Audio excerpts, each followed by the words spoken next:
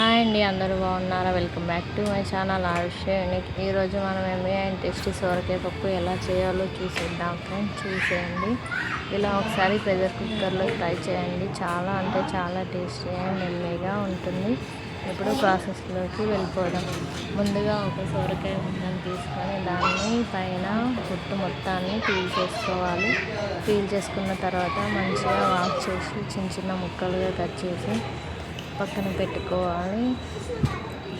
Next ఇందులోకి మనం ఒక కప్పు పెసరపప్పు తీసుకొని దానిని లో ఫ్లేమ్లో ఉంచి నెమ్మదిగా వేయించుకోవాలి. అప్పుడే మనకి పప్పు మంచిగా వేగిపోతుంది, లేదంటే పెసరపప్పు కదా మాడిపోతుంది.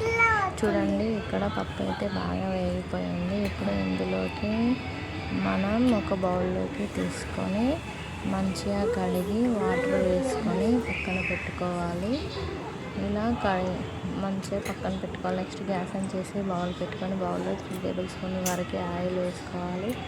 ఆయిల్ వేడయ్యాక అందులోకి జీలకర్ర, ఆవాలు, ఎండుమిర్చి కూడా వేసుకొని ఎండుమిర్చి, పచ్చిమిర్చి వేసుకోవాలి. కరివేపాకు కూడా వేసుకొని అంతా పర్ఫెక్ట్గా కలిసేలాగా కలుపుకోవాలి. ఇలా కలుపుకున్న తర్వాత నెక్స్ట్ ఇందులోకి మనం ముందుగా కట్ చేసి పెట్టుకున్న సొరకాయ ముక్కల్ని వేసుకోవాలి. సొరకాయ ముక్కలు కూడా వేసుకున్నాక అంతా కలిసేలాగా కలుపుకొని ఒక 5 to 10 minutes వరకు ఆయిల్లో మగ్గించుకోవాలి. క్యాప్ పెట్టుకొని పైన. చూడండి, 2 minutes తర్వాత సొరకాయ ముక్కలు అయితే కొంచెం మగ్గాయి. ఇలా మధ్యలో కలుపుతూ సొరకాయ ముక్కలను అయితే మగ్గించుకోవాలి క్యాప్ పెట్టుకొని.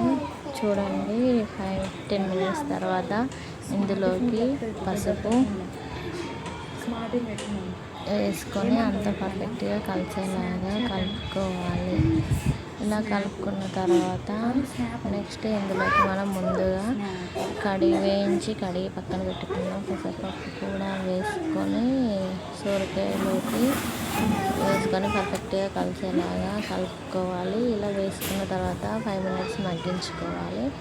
నెక్స్ట్ ఇందులోకి 1 టేబుల్ స్పూన్ వరకు కారము, 1/2 టేబుల్ స్పూన్ వరకు ఉప్పు వేసుకొని అంతా పర్ఫెక్ట్గా కలిసేలాగా కలుపుకొని 5 minutes మగ్గించుకోవాలి. నెక్స్ట్ ఇలా మగ్గించుకున్న తర్వాత ఇందులోకి సరిపడా వాటర్ వేసుకోవాలి. ఒక చిన్న గ్లాస్ వరకు వాటర్ వేసుకొని అంతా పర్ఫెక్ట్గా కలిసేలాగా ఒకసారి కలుపుకొని 2 whistles వచ్చే వరకు ఉడికించుకోవాలి.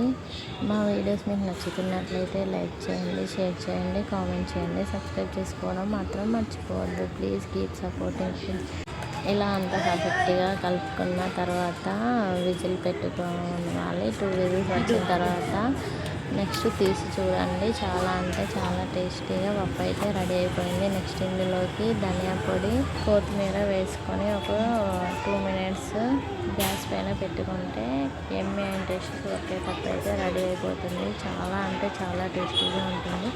మీరు కూడా ఒకసారి ఇలా ట్రై చేసి ఎలా వచ్చిందో మాకు కామెంట్ చేయండి ఫ్రెండ్స్. తొందరగా సొరకాయ పప్పు కావాలనుకున్నప్పుడు ఇలా ప్రెషర్ కుక్కర్లో చేసినా కూడా చాలా అంటే చాలా టేస్టీగా ఉంటుంది. మా వీడియో ఎలా అనిపించిందో కామెంట్ చేయండి ఫ్రెండ్స్. మా వీడియోస్ మీకు నచ్చుతున్నట్లయితే లైక్ చేయండి, షేర్ చేయండి, కామెంట్ చేయండి, సబ్స్క్రైబ్ చేసుకోవడం మాత్రం మర్చిపోవద్దు. Please keep supporting friends. మళ్ళీ ఇంకో మంచి వీడియోలో మళ్ళీ కలుద్దాం. Bye friends. Keep supporting my channel.